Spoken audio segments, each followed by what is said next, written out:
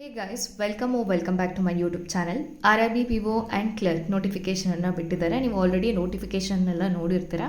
ನಾನಿಲ್ಲಿ ಏನಂದರೆ important points ಹಾಗೆ ಗುಡ್ ನ್ಯೂಸ್ ಏನು ಬ್ಯಾಡ್ ನ್ಯೂಸ್ ಏನು ಆ ಥರ ಹೇಳ್ತಾ ಹೋಗ್ತೀನಿ. ಗುಡ್ ನ್ಯೂಸ್ ಏನಪ್ಪ ಅಂತಂದರೆ, compare to last year vacancy ಜಾಸ್ತಿ ಇದೆ.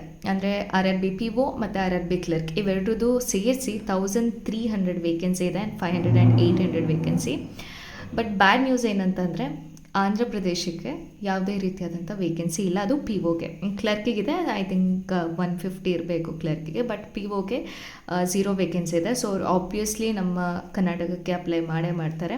ಆ್ಯಂಡ್ ಅವರಿಗೆ ಕನ್ನಡ ಲ್ಯಾಂಗ್ವೇಜ್ ಪ್ರಾಬ್ಲಮ್ ಕೂಡ ಆಗಲ್ಲ, ಆ್ಯಂಡ್ ಕರ್ನಾಟಕದಲ್ಲಿ ವರ್ಕ್ ಮಾಡೋದು ಕೂಡ ಅವರಿಗೆ ಪ್ರಾಬ್ಲಮ್ ಆಗಲ್ಲ. ಸೊ ಅವರು ಆಂಧ್ರ ಪ್ರದೇಶದವರು ಇಲ್ಲಿಗೆ ಅಪ್ಲೈ ಮಾಡ್ತಾರೆ. ಸೊ ಆ್ಯಂಡ್ ಕಾಂಪಿಟೇಷನ್ ಆಬ್ವಿಯಸ್ಲಿ ಜಾಸ್ತಿ ಆಗುತ್ತೆ. ವೇಕೆನ್ಸಿ ಜಾಸ್ತಿ ಇದ್ದರೂ ಕೂಡ compare to last year.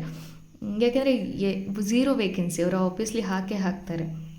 And ತೆಲಂಗಾಣಕ್ಕೂ ಹಾಕೋ ಚಾನ್ಸಸ್ ಇದೆ, ಬಿಕಾಸ್ ತೆಲಂಗಾಣದಲ್ಲಿ last year RRB PO ಮೇನ್ಸಿಗೆ 20 cut off ಇತ್ತು ಅಷ್ಟೇ. ನಮ್ಮ ಕರ್ನಾಟಕಕ್ಕೆ ಐ ಥಿಂಕ್ 59 ಅನಿಸುತ್ತೆ, ನನಗೆ 54 ಪಾಯಿಂಟ್ಸ್ ಸಮಥಿಂಗ್ ಬಂದಿತ್ತು RRB PO ಮೇನ್ಸಲ್ಲಿ. ತೆಲಂಗಾಣಕ್ಕೆ ಹಾಕೋ ಚಾನ್ಸಸ್ಸು ಇರುತ್ತೆ, ಬಟ್ ಕರ್ನಾಟಕಕ್ಕಂತೂ ಹಾಕ್ತಾರೆ. ಕಾಂಪಿಟೇಷನ್ ಜಾಸ್ತಿ ಆಗುತ್ತೆ. ಬಟ್ ನಮ್ಮ ಹತ್ರ ಈಗ ಟೈಮ್ ಇದೆ, ಲೈಕ್ ನವೆಂಬರಿಂದ ಸ್ಟಾರ್ಟ್ ಆಗ್ತಾ ಹೋಗುತ್ತೆ. ನಾನು ಅಪ್ಲಿಕೇಶನ್ ಸ್ಟಾರ್ಟ್ ಆಗೋದು ಯಾವಾಗ ಅಂತ ಹೇಳ್ತೀನಿ. ಫಸ್ಟ್ ಇವತ್ತಿಂದ ಸ್ಟಾರ್ಟ್ ಇದೆ ಆ್ಯಂಡ್ 21ಗೆ ಎಂಡ್ ಆಗುತ್ತೆ. ಸೊ 21 ಒಳಗೆ ಯಾರೆಲ್ಲ ಅಪ್ಲೈ ಮಾಡಬೇಕು ಅಂತಿದ್ದೀರಾ ಅಪ್ಲೈ ಮಾಡಿ. ಪ್ರಿಲಿಮ್ಸ್ ಎಕ್ಸಾಮ್ ಬಂದು 22 ಮತ್ತು 23 ನವೆಂಬರ್. ಸೊ ಈಗ ಸೆಪ್ಟೆಂಬರಲ್ಲಿದ್ದೀವಿ. ಆಲ್ಮೋಸ್ಟ್ 1.5 ಮಂತ್ ಇದೆ, ಮೋರ್ ದೆನ್ 1.5 ಮಂತ್ ಇದೆ. ಆ್ಯಂಡ್ ಮೇನ್ಸ್ ಬಂದು 28 ಡಿಸೆಂಬರ್. ಇದರಲ್ಲಿ ಇಂಟರ್ವ್ಯೂ ಬಂದು ಜಾನ್ವರಿ ಮತ್ತು ಫೆಬ್ರವರಿ 2026 ಆಗುತ್ತೆ. ಆ್ಯಂಡ್ ಕ್ಲರ್ಕ್ ಬಂದು ಪ್ರಿಲಿಮ್ಸ್ ಎಕ್ಸಾಮ್ ಬಂದು 6, 7, 13, 14 ಡಿಸೆಂಬರ್. ಆ್ಯಂಡ್ ಮೇನ್ಸ್ ಬಂದು 1 ಫೆಬ್ರವರಿ 2026. ಐ ಥಿಂಕ್ ಇದು ಲಾಸ್ಟ್ ಮೇನ್ಸ್ ಆಗಿರುತ್ತೆ. ಸೊ ಕರೆಂಟ್ ಅಫೇರ್ಸ್ ಈಗಿಂದನೇ ಸ್ಟಾರ್ಟ್ ಮಾಡಿದ್ರೆ ಇದೆಲ್ಲದಕ್ಕೂ ಕಂಪ್ಲೀಟಾಗಿ ಆಗುತ್ತೆ. July, August, September, October. So ಇಲ್ಲಿಂದ ಸ್ಟಾರ್ಟ್ ಮಾಡ್ತಾ ಹೋಗಿ. ಸಿಲೆಬಸ್ ಬಂದು ಇದರಲ್ಲಿ ಇಂಗ್ಲೀಷ್ ಇರಲ್ಲ, ಕ್ವಾಂಟ್ ಮತ್ತು ರೀಸನಿಂಗ್.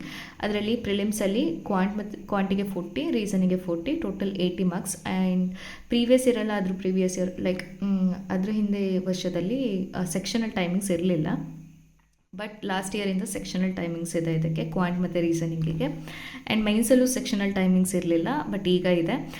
ರೀಸನಿಂಗ್ ಇದು ಬ್ಯಾಂಕಿಂಗ್ ಎಕ್ಸಾಮಲ್ಲಿ ಇದರಲ್ಲಿ ಒಂದರಲ್ಲಿ ಮಾತ್ರ ಕಂಪ್ಯೂಟರ್ ಸಬ್ಜೆಕ್ಟ್ ಇನ್ಕ್ಲೂಡ್ ಮಾಡಿರ್ತಾರೆ. ಇದರಲ್ಲಿ ಕ್ಲರ್ಕಿಗೆ ಆ್ಯಂಡ್ POಗೆ. ಸೊ ಎರಡಕ್ಕೂ same like number of questions ಆಗಿರ್ಬೋದು, ಸಬ್ಜೆಕ್ಟ್ ಆಗಿರ್ಬೋದು same, but level of exam ಏನಿದೆ ಅದು ಮಾತ್ರ ಡಿಫ್ರೆಂಟ್ ಇರುತ್ತೆ.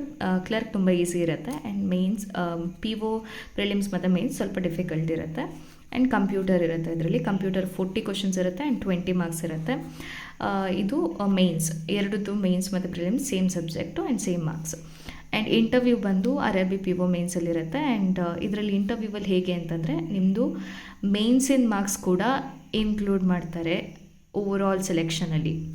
ಅಂದರೆ ಇದು 80:20 ರೇಷುವಲ್ಲಿ ಅವರು ಟೋಟಲ್ ಮಾರ್ಕ್ಸನ್ನು ಕನ್ಸಿಡರ್ ಮಾಡ್ತಾರೆ.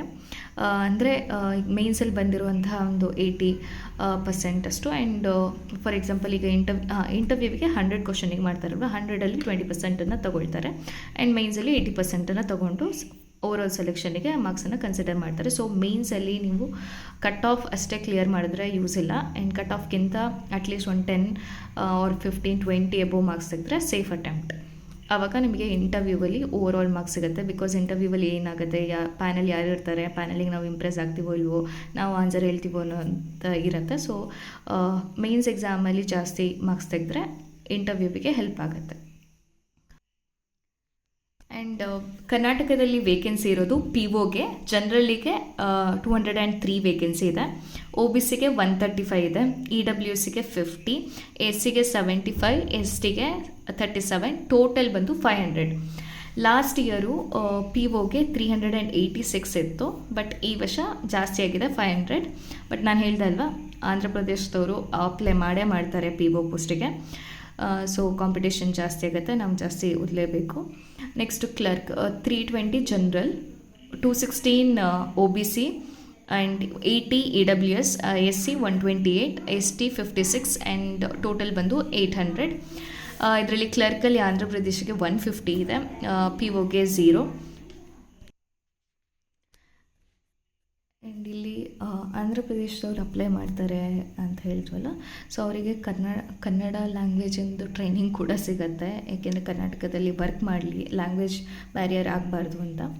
ಬಟ್ ನಾವಿಲ್ಲಿ ಏನು ಯೋಚನೆ ಮಾಡಬೇಕು ಅಂದರೆ, ಆಂಧ್ರ ಪ್ರದೇಶದವ್ರು ಬರೀತಾರೆ, ತೆಲಂಗಾಣದವ್ರು ಬರೀತಾರೆ, ಅವ್ರು ಬರೀತಾರೆ, ಇವ್ರು ಬರೀತಾರೆ ಅನ್ನೋದನ್ನು ಬಿಟ್ಟು ನಾವು ಹೇಗೆ ಪ್ರಿಪೇರ್ ಆಗಬೇಕು ಆ್ಯಂಡ್ ಅವ್ರಿಗಿಂತ ಜಾಸ್ತಿ ಹೇಗೆ ಸ್ಕೋರ್ ಮಾಡಬೇಕು. ಆ್ಯಂಡ್ ಕರ್ನಾಟಕದವ್ರು ಯಾರೆಲ್ಲ ನೋಡ್ತಾ ಇದ್ದೀರಾ, ಸೊ ಆಂಧ್ರ ಪ್ರದೇಶಕ್ಕೆ ನಮ್ಮ ಕರ್ನಾಟಕದವ್ರು ಬಿಟ್ಟು ಬೇರೆಯವರಿಗೆ ಸಿಗಬಾರ್ದು, ಆ ಥರ ನಾವು ಪ್ರಿಪೇರ್ ಆಗಬೇಕು.